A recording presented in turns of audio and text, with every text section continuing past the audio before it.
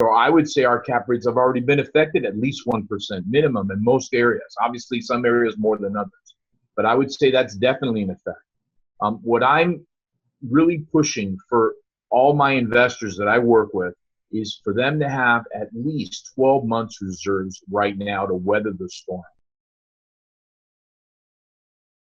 Hi, this is Chris German from The Apartment Dealer. Welcome back to The Apartment Dealer Show. This is where we bring you the strategies, resources, and the network of professionals that can help you build your financial legacy through the investment of multifamily properties. With me today is Mr. Gil Figueroa. Gil has been a loan broker now for many decades, but specifically a commercial loan broker for over 3 decades. He's closed hundreds of millions of dollars in commercial loans, but out of respect for our audience, we bring Gil because of the depth of his knowledge, not just of commercial loans, but all with regards to all the capital markets, everything that the capital markets encompass. In other words, I would never bring anyone on here from a mom and pop bank just to read you a rate sheet. That wouldn't serve your needs. And so again, that's why we bring somebody of Gil's caliber, his experience, and also to mention, he owns multifamily just like I, just like you. So he wears both hats of what it means to be a landlord, and then as well as what he does day in and day out for his clients. Gil, welcome to the show. Thanks, Chris. Thanks for having me. And with everything that's going on currently, the health issues, economic issues, I hope and pray your family is doing well at these times. Thank you, Chris. We are. We're seeing a lot of each other, but outside of that, we're okay. Excellent. So we were together at a live educational webinar a little over a month ago. And at that time, we put the webinar together very quickly because we saw a need in the marketplace. Because of the health issues going on, there was quarantines announced. They essentially locked down the nation and really locked up our economy for the last over 30 days. So we're going to dig in here, not only what does that mean to commercial loans, what does it mean to landlords, but what does it mean as you look ahead, what does it mean to the economy? But let's start granular. Let's talk loans. How have commercial loans changed in the last 30 days? Well, since our last webinar, I mentioned at that point that our chart showed us that rates were going to go up. And 2.5 weeks ago, Chase was the first one to really implement higher rates. They went from 3 3/4 to 4 3/4 on their 5-year fix, which is a drastic change. Many other banks followed suit. Not every bank did follow suit, as we still have banks that are in the mid-3 range to this day. But that was one effect. The next effect was lowering of loan to value, so a more conservative approach. And the other effects were as follows: higher debt ratios. They want to see 135. Some banks are at 135 debt coverage versus our norm, which was at 120 pre-crisis. Also, they're looking at reserve requirements, post and closing. So post, they're looking for anywhere between 3 and 6 months post requirements. And after closing, most lenders are doing a holdback now for 6 to 12 months of rents for that particular asset. So there's been quite a bit of different changes. Now, what we see is that there are lenders that still want to lend and are being cautious, but they have the ability to lend and are still lending. So let's break this down, because obviously our audience segment really differs. We have Mr. and Mrs. Smith who are watching that own a 5-unit in Cudahy, and then we have Mr. Smith who owns 100 of units. So let's kind of break this down, what it means, in I guess in each scenario. Debt coverage ratio. You and I throw this terminology around, but you might have said that, and they're saying, what in the heck is that? So how does one calculate what a debt coverage ratio is? Well, there's going to be 2 calculations. The consumer himself can do his net operating income and divide that by the maximum loan amount that he can achieve. So in other words, if we have a $10,000 net NOI or $100,000 a year, let's call it $120,000 a year, more than likely he's going to be at a 120 is going to be about $8,300 maximum loan amount. So the lenders want to see a cushion of a minimum of 20%. That was the norm. Now moving forward, it's closer to 30. Some lenders are at 35%. So they've increased the margin of cushion, so to speak, for the consumer. And that essentially amounts to less loan dollars and higher down payments at the end of the day. Absolutely. Everything that's been implemented is for less leverage. So if we take into account higher DCR and vacancy factors are being increased as well, those three factors are changing the whole metrics how we used to underwrite a file. So right now we're looking at more conservative underwriting. And if I'm Mr. Smith and I own 100, 200, 300 units, okay, and he says, okay, I can pony up 6 months reserves, 12 months reserves for that loan.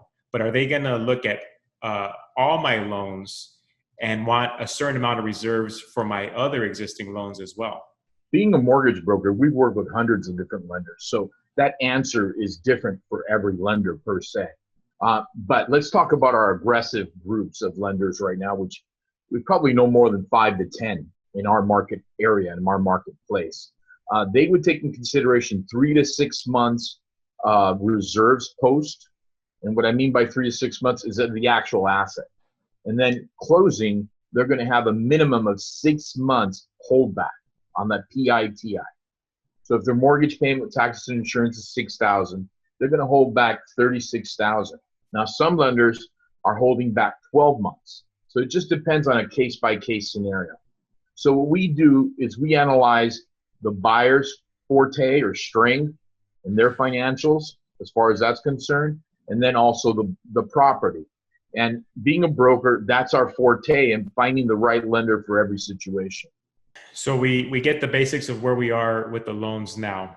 So because I really want to dig into the effects on the economy with all the money that's been printed and so forth. But let's stick with the loans. Let's stick with apartment values.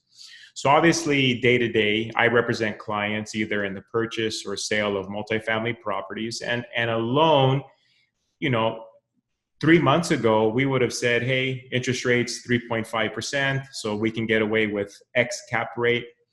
So now you're telling me more down payment, less loan dollars, higher interest rate potentially. What's the feedback you're getting from the investors you deal with in terms of their perspective of the market going forward?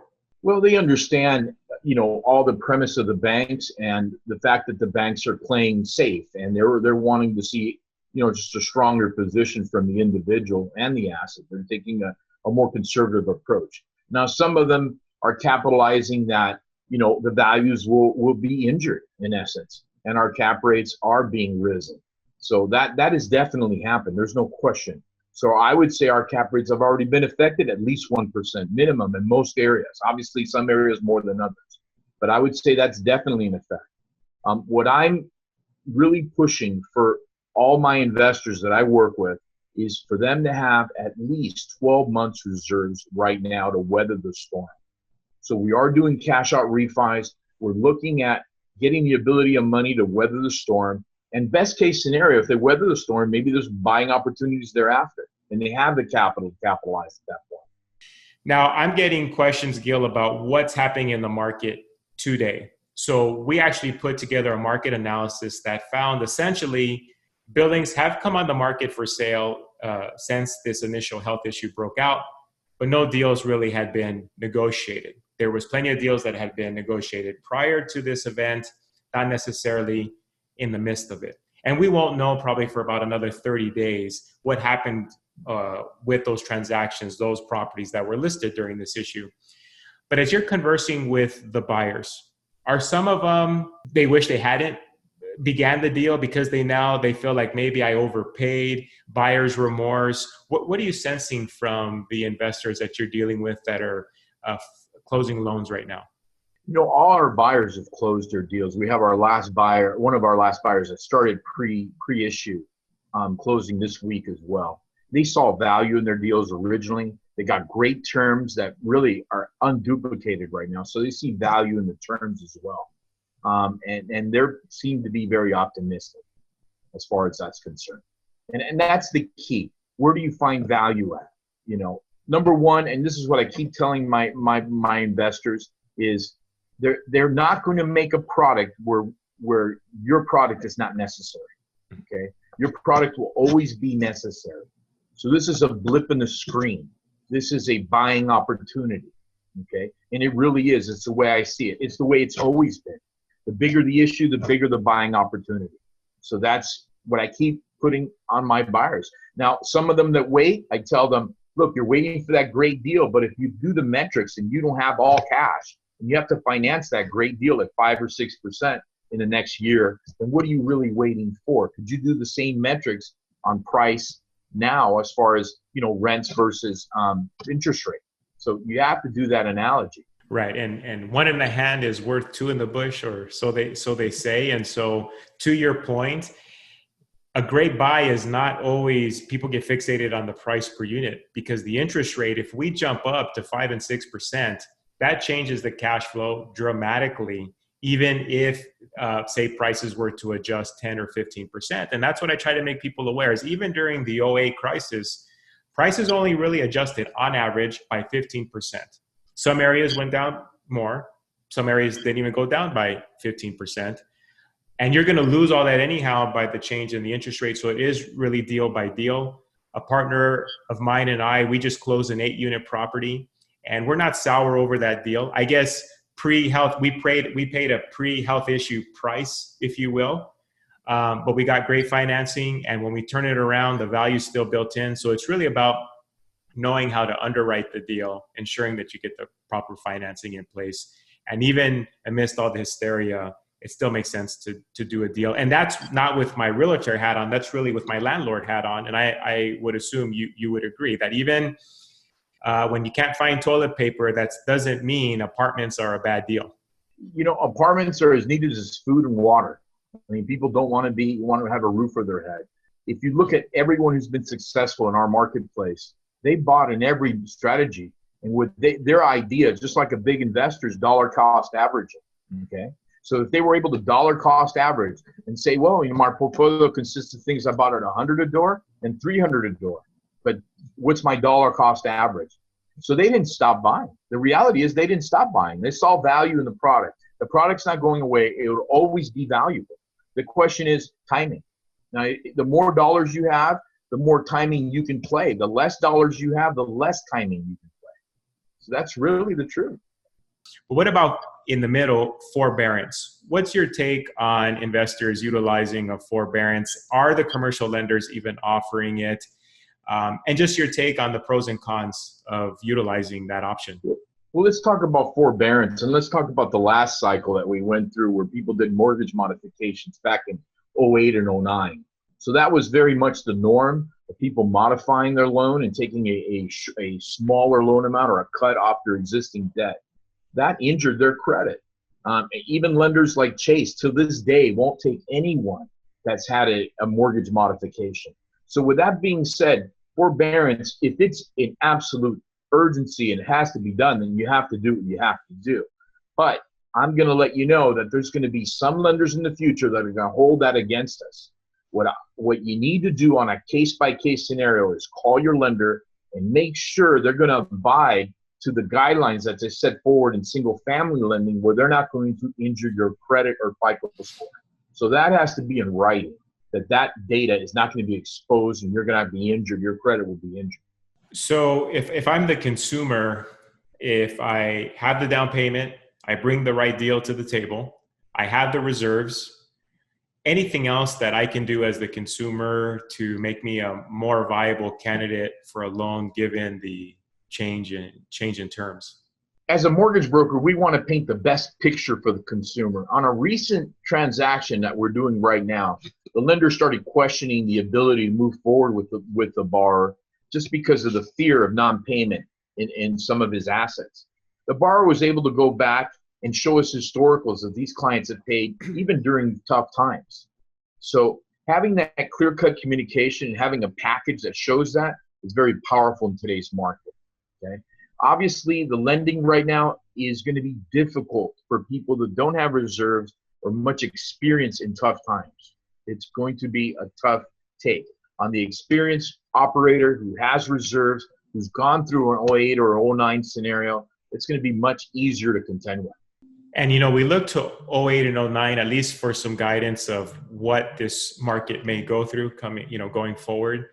And I remember in those days, selling multifamily properties, the lenders would require that essentially the seller of the building, when they collected rent during the course of that escrow, and now we're going through the underwriting of the loan, that the seller would actually take photocopies of all the cashier's checks that they had received for the rents. And then once they deposited those rents into their bank account, the receipt had to reflect just those cashier's checks. And those cashier's checks had to reflect exactly the rent roll that we were presenting to the lender. And if there was one extra dollar or less dollar, forget it, the whole loan would blow up. Can you share with us what that was like then? Because we did many of those loans, or you put together many of those loan packages for our clients at that time. And do you sense that that may be the case again, especially that lenders know the tenants have the cover fire of a no eviction moratorium, so many of them are essentially not going to pay? That's interesting you asked that question, Chris, because frankly, I've been expecting it from our lenders. And as of yet, it has not come up, which is kind of interesting.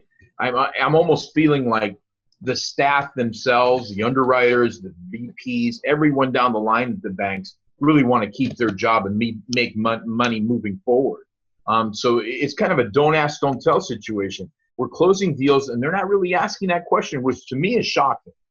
Is it coming moving forward? More than likely, especially if these May rents come in, greater than 5% as far as non-collected. I would say it's coming moving forward. It's going to happen eventually. It has not happened as of yet, which is promising and positive. But I think it's a definite if we have greater non-collection percentages than 5%. And April rent collection, that we're taping this April 27th of 2020. So April rent collection went well because many of the tenants were still working in March. Everyone has been holding their breath to see what May 1st rent collection is going to look like. And depending when the stay-at-home order may be lifted, does that mean we're also holding our breath for June 1st because potentially people were out of work still come mid-May? And to that point, now we shift to the economy, the overall effects of what we see taking place. Normally, I wouldn't ask a loan broker about the economy because, again, we all need to stay in our lane, with the exception of you, Gil, because you track the capital markets, because you're highly involved in following the bond market and everything that essentially is the background of the loans that you essentially package and put together for clients. Versus me, the realtor, I stay in my lane. So I've heard a lot of arguments. It's going to be a U-shaped recovery, a V, a W. And I approach it more like the layman. What am I experiencing on the ground? As we call and speak with apartment investors and we're trying to sell apartment buildings or we're looking for properties to sell, what's the sentiment we're getting? That's where I would come from. Of course, you follow the technicals. So over the last 30 days, what can you see that the market has told you? What are some inflection points that you've been watching to make some sense of what really just happened when they printed all this money? At our webinar we did about 30 days ago, I mentioned rates would go up. So even with all the destruction of our stock market losing 30% in a month, our bond market did not continue to increase as far as flow, and bond yields dropped, so rates have come up. At our meeting, I stated rates would come up. Now, obviously, I didn't know at the time that rates would come up on just the basis of safety, so to speak. But that's the basis that banks have taken. But the reality is the rates are coming up also on treasuries, okay? And there's an impact there as well. We've seen them come down, treasuries, but now we haven't been able to break a treasury ceiling, so to speak, for the last 3 months. So we feel that rates are going to come up. That's our position. Not only because of supply and demand of money right now, and money obviously is in high demand and in low supply. So just based on that factor alone, we're going to see rates come up. And how far, I don't know, but it could be pretty drastic. My concern moving forward is a stagnated economy where we have some sense of inflation, but stagnant growth. Okay, we've had that in the 70s during the oil crisis. We are in an oil crisis now. As you know, the barrel dropped to sub-zero the other day, and there's a tremendous amount of supply. So there are some issues. My greatest concern is the banks that funded the oil industry and how solvent they are moving forward. So saying this on screen, so to speak, my biggest fear is banks having a domino effect or an issue as far as liquidity are concerned. I'm hoping that's not the case, because I think if our banking continues to fund the way we're funding, we're going to have a curve coming out of this. I don't see this to be an instant recovery by no means. There's too much damage being done, too many jobs lost, too much money lost as well. And our GDP is going to suffer for at least a year or two. Okay, that's my forecast. But at least I do see some light at the end of the tunnel if we can substantiate this storm and still keep banking and liquidity intact. And as we record this, it seems like, at least of today, the stock market was on a little rally. Of course, we're way up from 18,500 or so, which was the bottom. So, and people hear about certain states reopening and business going back to usual. And I think it would be a false conclusion to say, well, we're all going to wake up on May 15th when the supposed stay-at-home order in California is going to be lifted and everything will just go back to normal. And I just come from the premise of, how likely are you to go to the movie theater? How likely are you to go to the gymnasium where someone else has been sweating on the equipment? So there's going to be less money going from hand to hand to hand. And I think the effects are going to be I don't want them to be. I just would assume the effects of this are going to take much longer to recover than many would hope. And if you had to have some, if you could make some sense of again, so we look at the last 30 days, where do you think we're headed over the course of the next 90 days? Well, right now we're headed in earnings. So earnings are not going to do well. So I expect the market to be a double dip as far as going down. I don't know if we're going to hit that low, but I expect the market to drop a few thousand points in the next couple of weeks is my take on it, just because of earnings and the fact of we both know that the economy's not been breezing along. This was a big hit, and it's going to show. Unemployment numbers are huge, and GDP numbers are weak. That's inevitable. Now, but it's already printed, so to speak.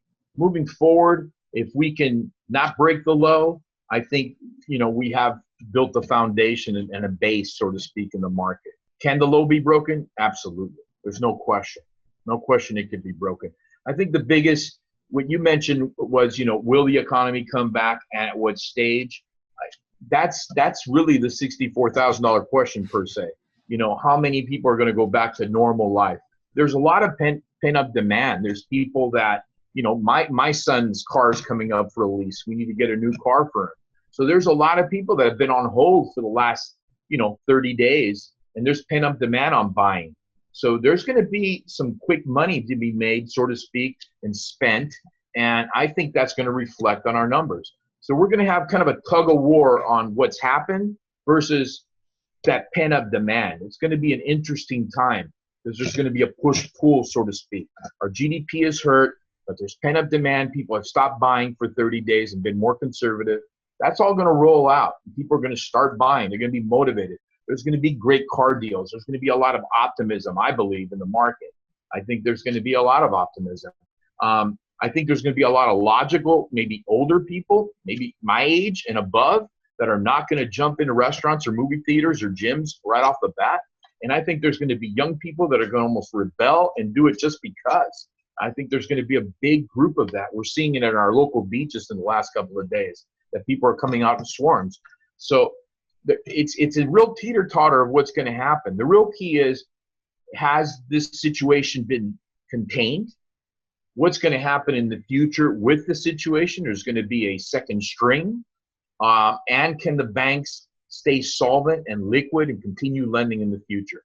Those are big components. And eventually we're going to see someone put a model and a curve of recovery out there that the rest of us are going to look at and be able to look at. And that's been the most, I'd say, concerning thing, that no one's been able to put a model on this just yet.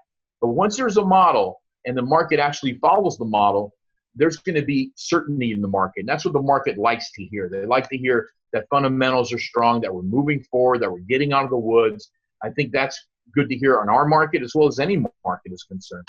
But I think we're too early in the game to get that fundamental curve or know exactly where our model is going to head. There's a lot of why factors in this economy. And I've heard people make comments that when you talk about, say, the Spanish flu, which was 100 years ago, that, well, immediately after that, you had the roaring 20s. So there's a strong chance that we could exceed even the previous gains we saw. But, you know, I think the best analogy that someone gave me, if we go back to real estate, is that, and specifically multifamily, the multifamily market, if it was a baseball game, we already were in the 14th inning, right? So baseball's 9 innings. We already were in the 14th. We just don't know, was it going to be a 15-inning game, a 16-inning game?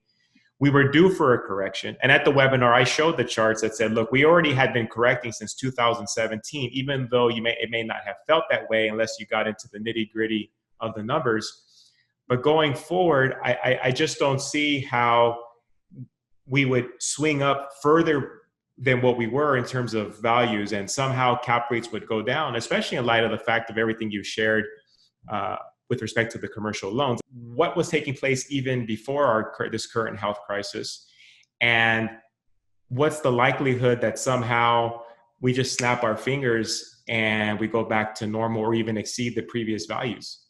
What say you? That's a great question. And in my studies of economic cycles, there's what we call a fourth wave and then a final fifth wave that just goes straight up. The question is, have we seen that fifth wave? My take on it is maybe we haven't. And here's why.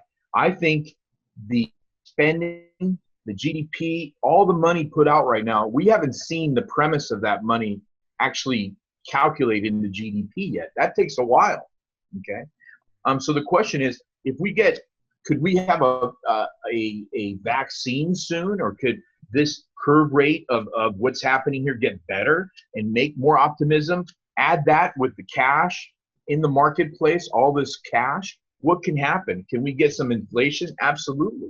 So we're already seeing food costs come up, and in Europe, foods cost 60%.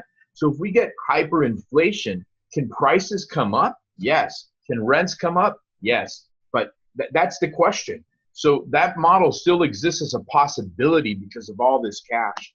But is it probable? I couldn't tell you that. That's beyond my ability.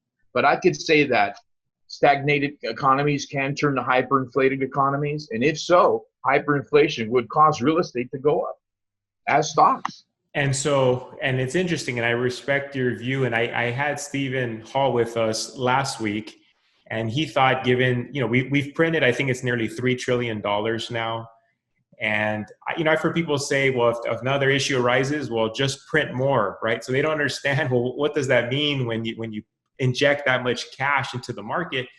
So Steve actually feels that we're going to see a situation where the dollar is devalued, right? So there's people that are calling for deflation. There's people that are calling for hyperinflation. And of course, nobody knows. And I know you approach this from a very brass tacks approach as well. It sounds like you would bet on hyperinflation, if anything. Well, the weakening of the dollar is inflation. Mm-hmm. So when the dollar weakens, your dollar is buying less. You need more dollars to buy something, right? So a stock of Apple is $232. Your dollar weakens 2 to 1. Now that Apple stock costs $460, right?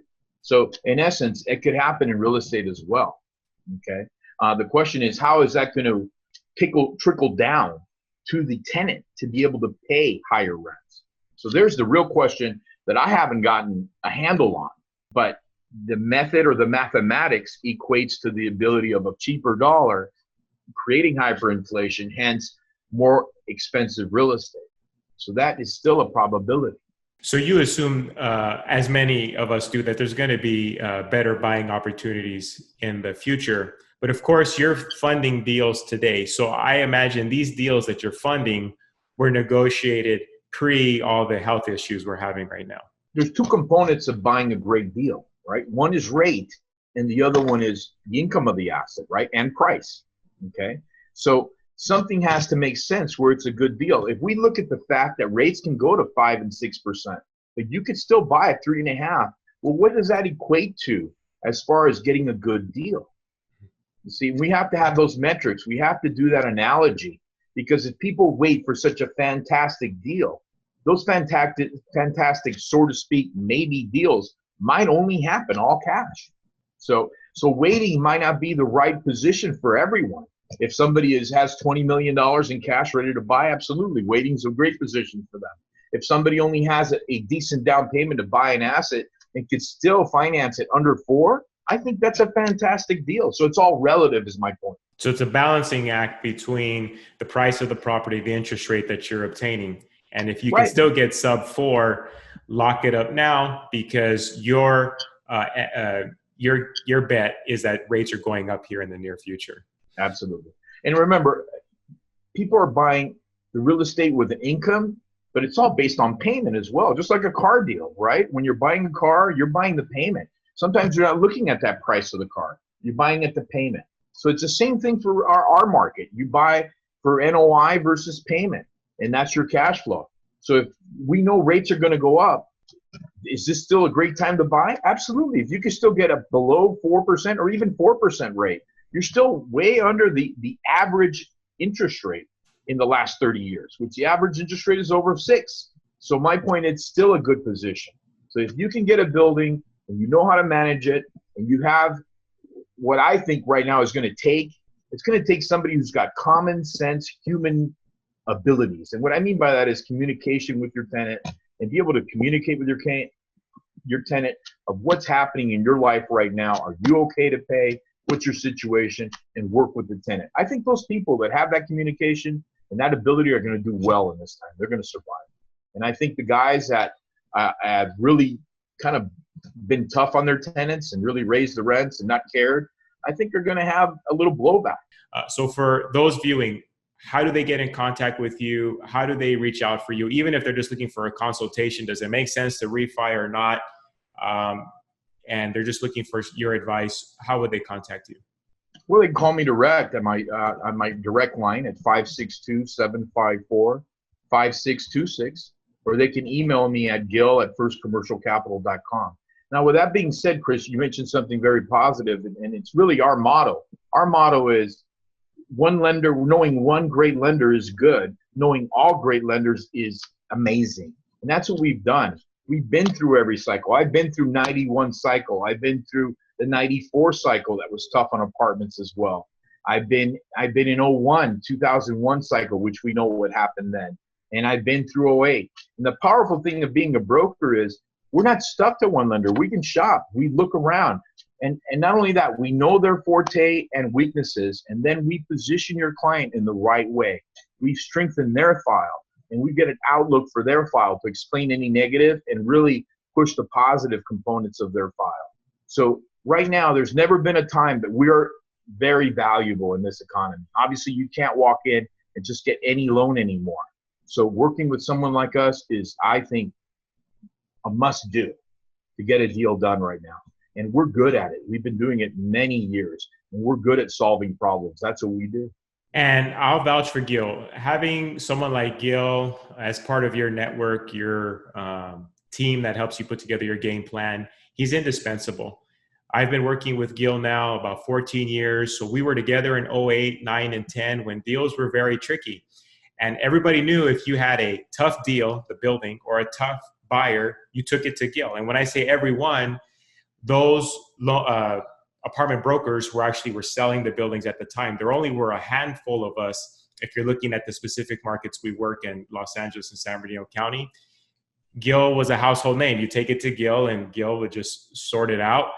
And just here recently, we were closing a deal in the city of Covina, and the bank, we could sense they were trying to retrade the loan because they had locked a very low rate, had jumped their rate over the course of our escrow, and somewhat had sour grapes about the fact that they had already agreed to this lower rate for my buyer. I was representing the buyer, and they even tried to push out our closing date.